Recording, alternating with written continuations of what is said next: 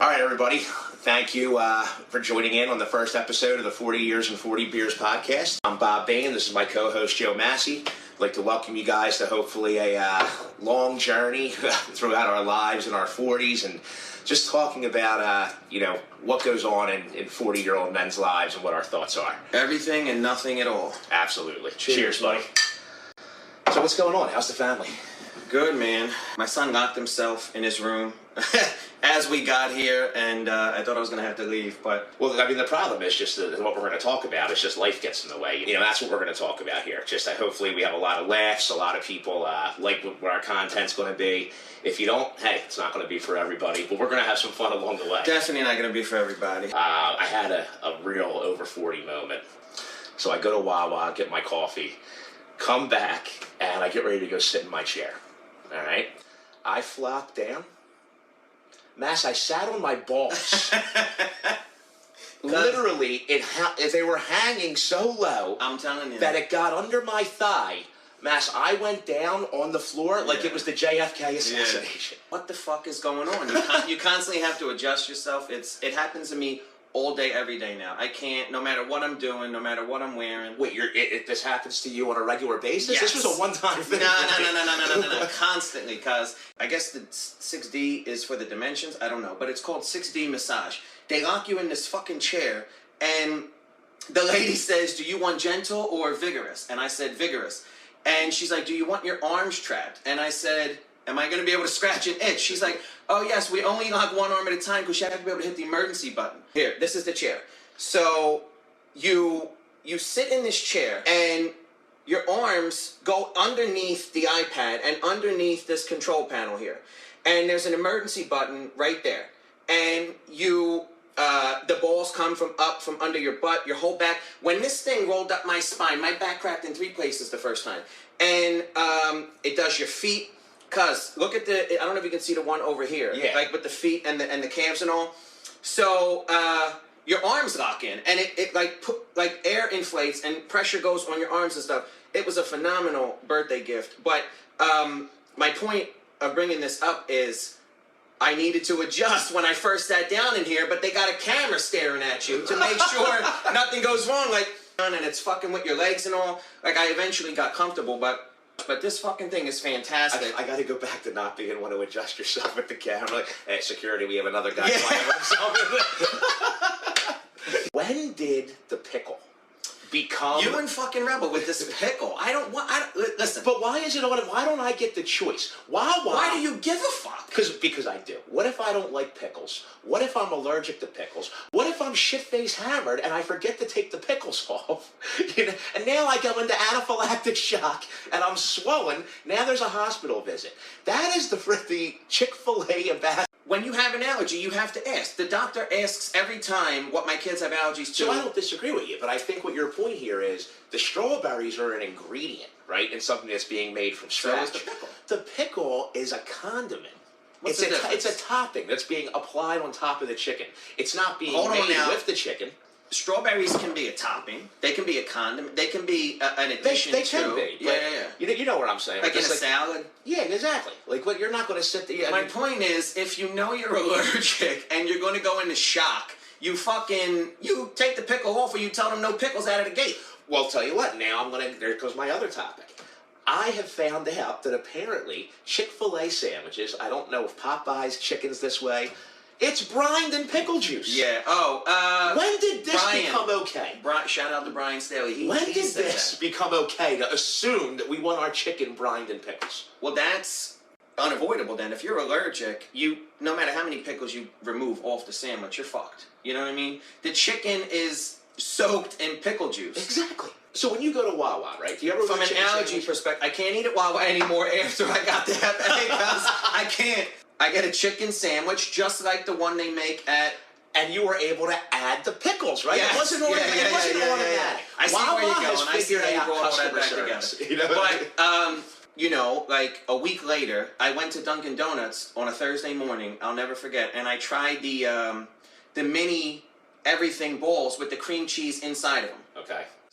That night, around 4 or 5 o'clock, I couldn't fucking move. I was bedridden Thursday, Friday, Saturday, Sunday, Monday. That Monday, I was starting with a new boss at work. Oh my God. So I call out Monday. Tuesday, I haven't eaten anything in days. I haven't moved out of bed. So, like, April took my temperature. She thought I had a bad case of the flu, but I wasn't. I was sick to my stomach, but I wasn't throwing up. Okay. But I couldn't eat. I couldn't do anything, and the fever was kind of going back and forth. So on Saturday, my doctor was like, "Get to the fucking ER." But you know, like as a guy, like it takes a lot for you to go to the ER on day 1 or 2. Yeah, not for nothing. I don't want to pay the $500 to go back. So Tuesday comes around. Now I call out again. This is the second day with the new boss. So by day 3, you need a note. I drive myself to the ER. I'm on Baltimore Pike, Riddle's on my left. I'm at the fucking stoplight before I'm about to turn in, and I throw up. I open up the door and I throw up for the first time on the floor, on the street. I get there like 6:30 in the morning.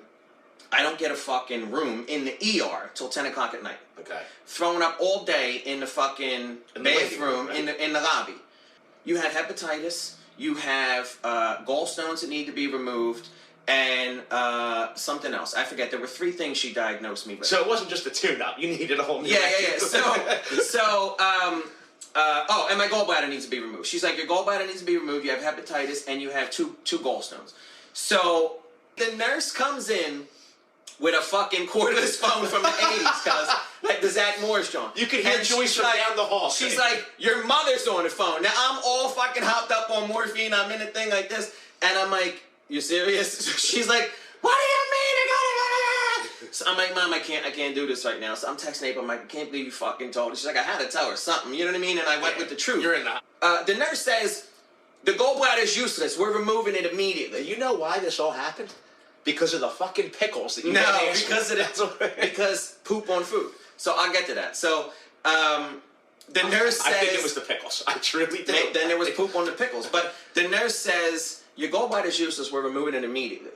And I'm like, what the fuck? Like, I'm so fucking out of it. Like, I can't even think straight. My sister-in-law, Mickey, is a doctor. Mickey FaceTimes me, and she's like, she's not wrong, but it's a little fucking quick of a decision, blah, blah, blah, blah, blah. So, the fucking gallbladder doctor comes into the ER, and he's like, she's right. It is useless, and I would be removing it right now in between scheduled operations, but I can't operate on you while you have hepatitis. He's like, you would have to... that's a punch in the face. Yeah. He's like, you have to have no other issues before I fucking... Now, did you know about this yet, or did you now go, wait a minute, let's back to this hepatitis thing? No, she told me off the rip. She was like, you have hepatitis, your gallbladder needs to be removed, and then after that, you have stones. Okay. So, he's like, but I can't operate on you while you got the fucking... while you have hepatitis. So... I'm in there all week. Whatever tests they ran on me in the ER weren't as clear or sophisticated or easy to read as whatever they were able to do to me once they admitted me. So by day 3, they're like, we just think you have like a severe case of hepatitis. So April goes, and she's like, how did this happen? And she was like, do you do anal? And she's like, no. She's like, well, then it was poop on food. So, I'm sure April loved that question. We're like, right in front of... I got a fucking roommate. He's snoring like a fucking grizzly bear. Right in front of everybody. He looked right up. Motherfucker's deaf in 3 ears. As soon as she said anal, he perked up like this. So, she's like, no, we don't do anal. So she's like, well, then it was poop on food. And the doctor says there's no way what you ate that morning affected you that fast. He's like, the incubation period is 14 days prior. He's like, so you got to go back 14 days before you got sick, and that's the window of time where you're on your desk blotter. What you ate. So then, you know, like when I was able to have a fucking normal conversation, April and I are going through the list, and we're like, we had a fucking... I think we had a christening. Nobody else got sick at the christening. But I work from home, and April cooks, so... You know, like, no one else got sick. There's 6 people in the house. Like, the kids aren't going to go, let's get daddy this week and let's shit on this kid. So, it was like my last day in the hospital. I had, like, pockets of time where I wake up and I'm, you know, like, I can see the people in the room and then I dip right back out. Sounds like 2002. So, I'm dreaming. I'm dreaming of eating fucking chicken sandwiches. and I'm eating so many chicken sandwiches, I can't breathe. And I wake up. So that was it? You went that? I wake up. It's the next morning. The fucking drugs are over. And I text Poop. I'm like, dog, when did we go to fucking Wawa? And he gives me the date. And I'm like, that's in between the fucking... That was the only meal I ate that no one else ate. That's crazy. Now, I paid with a gift card. So I have no proof that I was there. And the fucking Department of Health called. The minute that my diagnosis went into the hospital system, the Department of Health called April. They made them all get fucking shots, all get hepatitis shots, and they're like, you need to investigate this. You gotta find out how it happened. Blah blah blah. So she calls Wawa. This story's fascinating. The manager at Wawa wouldn't even get on the phone. Really? So he's telling her, the other guy's telling her, like, even if this was true, the fucking CCTV footage gets overwritten. So I'm like a week and a half, 2 weeks into figuring this the fuck out. There's no footage of me being in the place, and I paid with a gift card. The guy who served has already been fired. You know what I mean? So I'm like, and then like work is like, I had to go out on short term. And the hospital's like, give your fucking bills to Wawa. And I'm like, I can't even prove I was there. Yeah, exactly. You know what I mean? So it was so crazy. But I'm like 99.9% sure that was the only meal I ate. A, it was in the ghetto. B, that was the only meal I ate that no one else had. Poop just got cigarettes. Somebody didn't wash their hands after they got out of the bathroom. They made my fucking order. God knows how many other orders they made. Yeah. And I got jammed up. Yeah, the one thing I do want to say, because I've been thinking about this a lot, and the one thing I do not ever want to do is turn this into anything political. We've discussed that. Yeah. But, you know, with everything that's going on in the country lately, everybody's so divided. I truly did think about this. All we need is the CEO of Chick-Fil-A to run for president, and all of the United States' problems would be solved. It's the most well-run business I've ever seen in my life. There you go. Look, Chick-fil-A waterproof hut. These fucking things. The girl comes around, she's ripping the receipt off, she's scanning your card.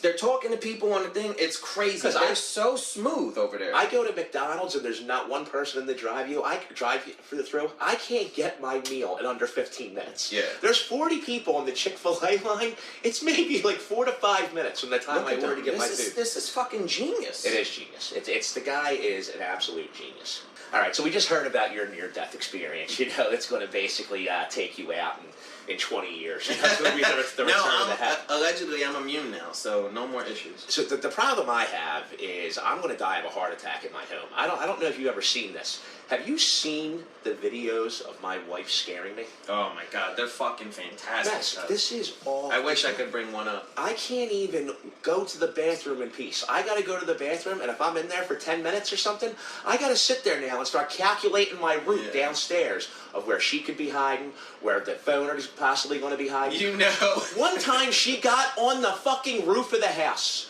We had people over, all right? There's people over, we're in the backyard, everybody's watching baseball.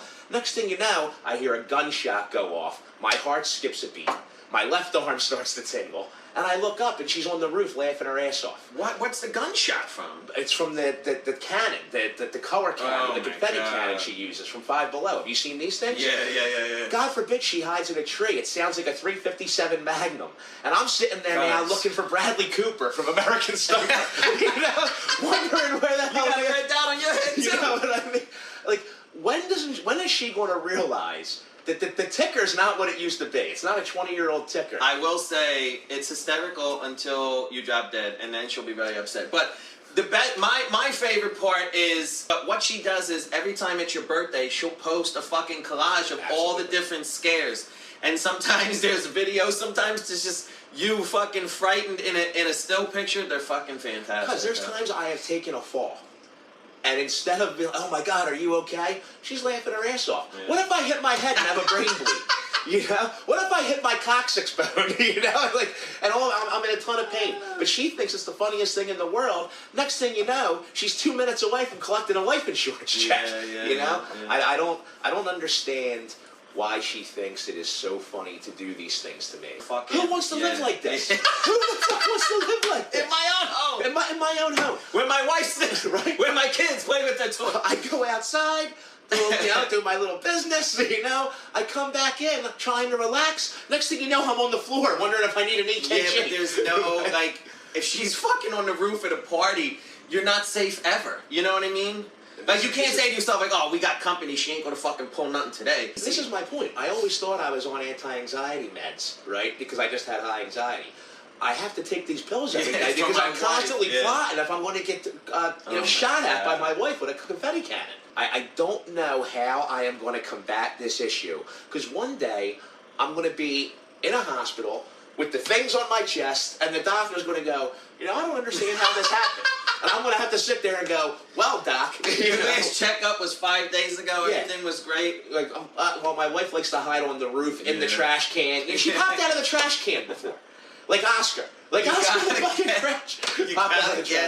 You gotta play her game. You gotta get something that annoys her even more to get her to stop. That's the only way you're gonna get her to stop. Unless you fucking croak one day, but. How do you feel about you're with your wife, you guys are having a little fun, right?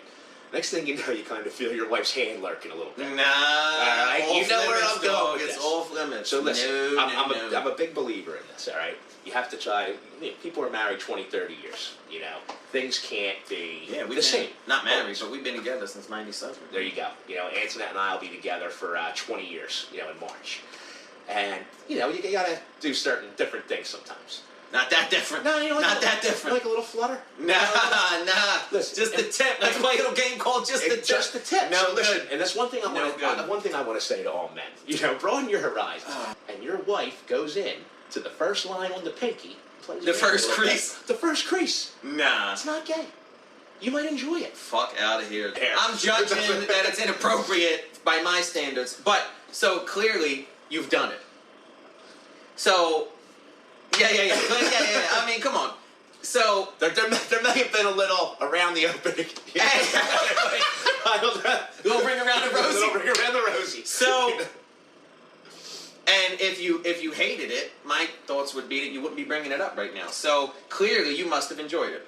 It's sometimes in the heat of passion. Oh, so sometimes, which means that it happened more than once. Sometimes means it happened more than once. All right, you got it. Yeah. Sometimes in the heat of passion, it gets a little interesting. You know what I mean? You're like, what's good? You're like, oh, what's that? But here's the hard part. You always got to make sure you remember, like, shit, I hope the dogs aren't in the room. You know what I mean? Because you don't know if it's her finger or did the freaking dog join you. You got to make sure you keep the dogs out of it. But I think that's one of the problems, too. I think that sometimes marriages might dissolve because things get complacent in the bedroom, right? Sometimes that little jump start. Does it have to be your booty hole that saves the marriage? No, it doesn't. It can be other things. But what I'm saying is, I'm not mad at you. Throw it in your horizon. I'm not knocking the hustle. I'm just trying to learn from the situation and give everybody some context. Well, listen. Everybody just needs to, be a little bit more open-minded. Yes, all right. A little ring around the rosy, all right. Do you let her go more than one crease? Absolutely not. Absolutely. Okay. And I don't even know that we've been to the crease.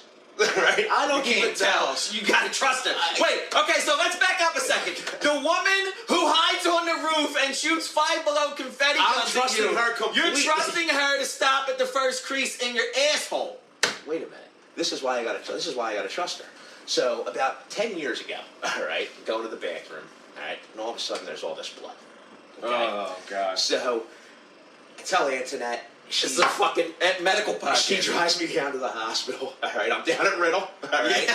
So good old Riddle. I go in, they get me in right away, and now all of a sudden I'm on my side. All right, so now this wonderful Asian male doctor comes in, gets me on my side. He's telling me, he's like, I think it might just be a big hemorrhoid. It might not be stomach cancer like I thought, because I went into shock. You immediately start praying to God. Next thing you know, she says, all right, well, let's go get the gown on and let's get on the table.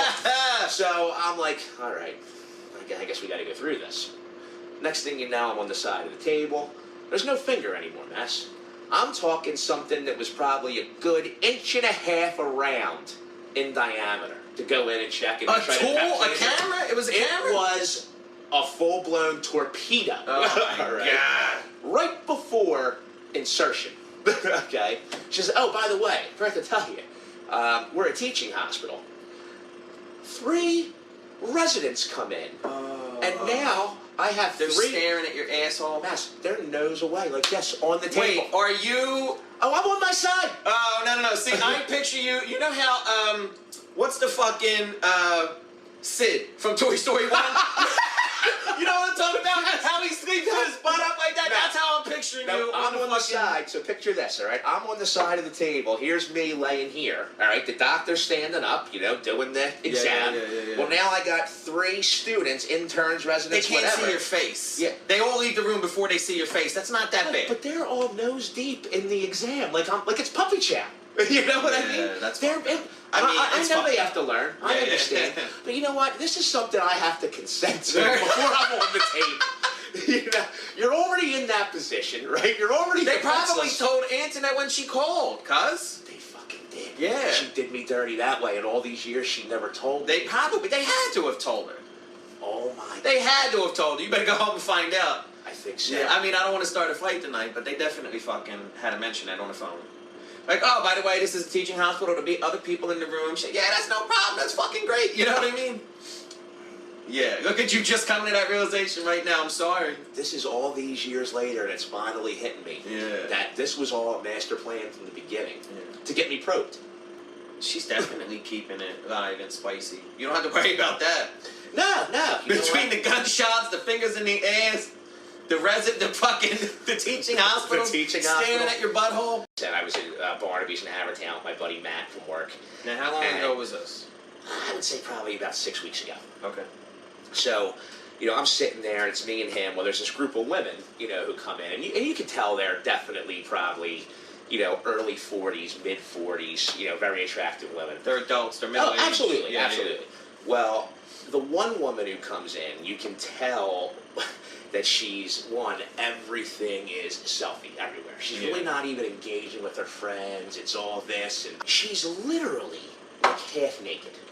Okay. Wait, where are you at? You're at Barnaby's in Havertown. You're at a bar. Well, it's Barnaby's in Havertown, you know. But I mean, Mass, to the point where, like, basically, I can see pretty much everything but her areolas and her nipples, and And then she's with a group of people. She's with a group of women. So it just so happens that we happen to be sitting next to them, so we can, you know, you can kind of hear the conversations that are going on. So as they're talking, you know, I kind of get the understanding that she's divorced and blah blah. Well, then in the next breath, you hear her say to her girlfriends, like, you know, it's just tough out there. I can't find a good man. And right away, I start thinking, women should dress however they want. From what I understand, it empowers them, right? Embrace your sexuality. No one's telling you what to do and how to live your life.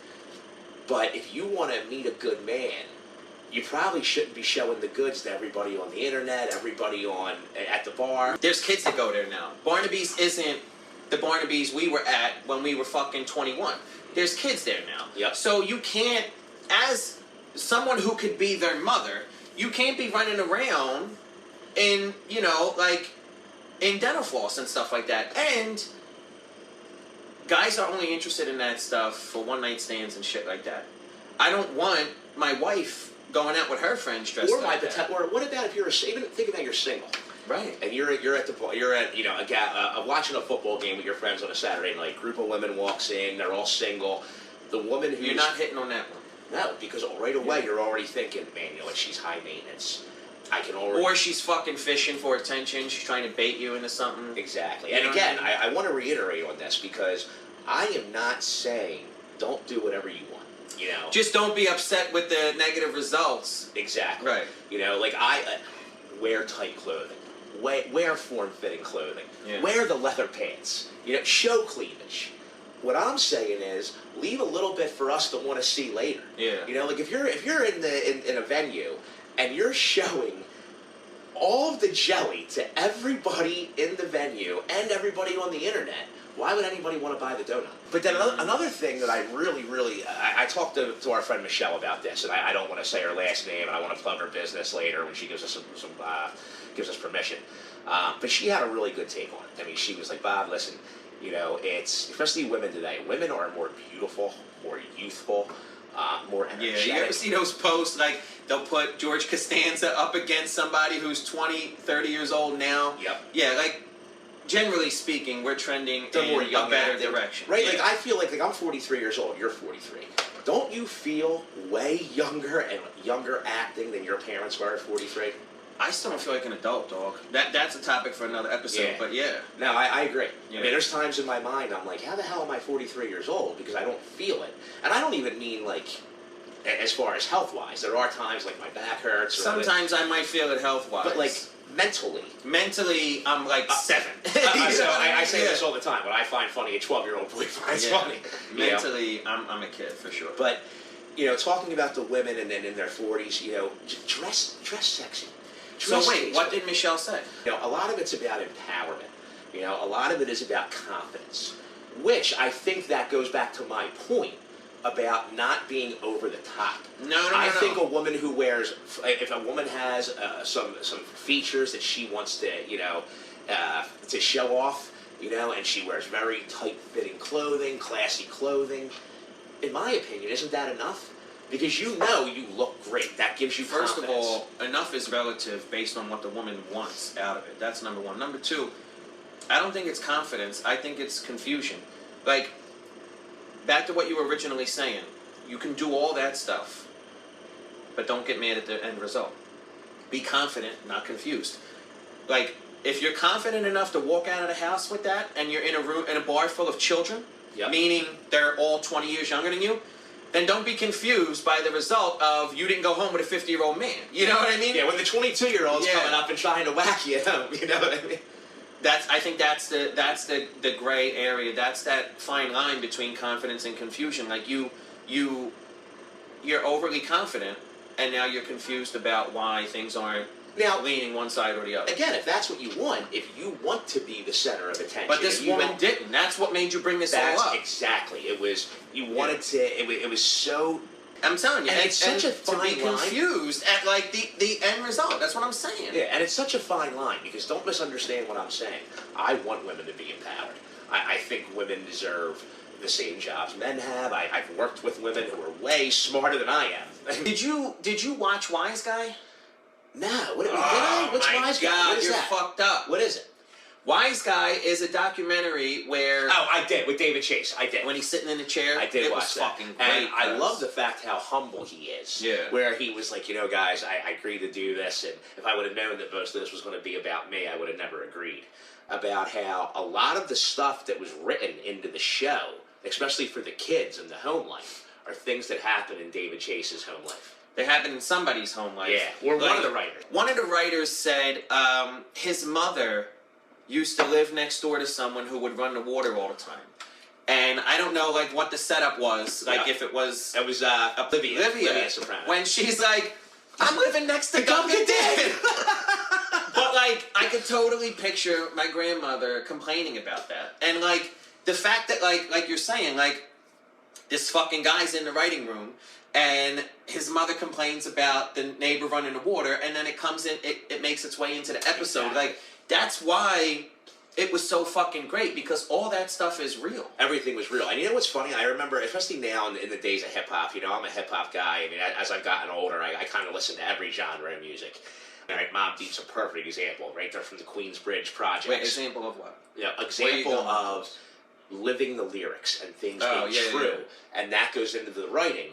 Where now in today's hip-hop world, right, you listen to these songs and you're like, well, these guys don't even know what they're talking about. They're just trying to make things sound good. And like the rappers of the 90s and early 2000s, if you listen, it was very similar to Bruce Springsteen. They're quoting from real life. When Bruce Springsteen wrote Philadelphia, right, for that, he came over here and researched Philadelphia to write the lyrics of the song.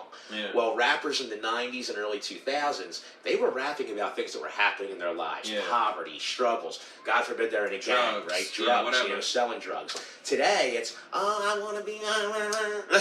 Wait, did you watch Joe Coy when he's making fun? He's like, Papa da Papa lifestyle. Yeah. Like, but that's a fantastic comparison between the writing on The Sopranos and 90s hip hop lyrics. Is pulling from real life experiences and making it authentic. All right, so with that said, conclude this first episode of 40 Years and 40 Beers podcast. That's fun. I think if they could all be like this, I think that's my goal. Yeah, I agree. And again, listeners, we appreciate all the support. We have over 200 followers in our first week. I'm surprised how many people seemed interested, even like not even online, like just the people that we've been talking to privately. You know what I'm saying? And I agree. It was a lot of. I think it's a big risk and an anxiety driver to put yourself out there like this. Oh right? my God, dude! I felt like I was on coke all morning, like getting ready, the cameras and like all the different things, like that I remember to write chords. So thank you guys. We look forward to giving you some content and some insight every 2 weeks. Right now, I think we're going to be bi-weekly. Yeah, I think we can commit to 2 times a month. But we got Massey Auto Body and PassionPost.com. So we want to thank Massey South Philly. We want to thank Massey Auto Body, as for being our first official sponsor. All right, thank you guys. Appreciate everything, and see you guys in about a week and a half. See you next time.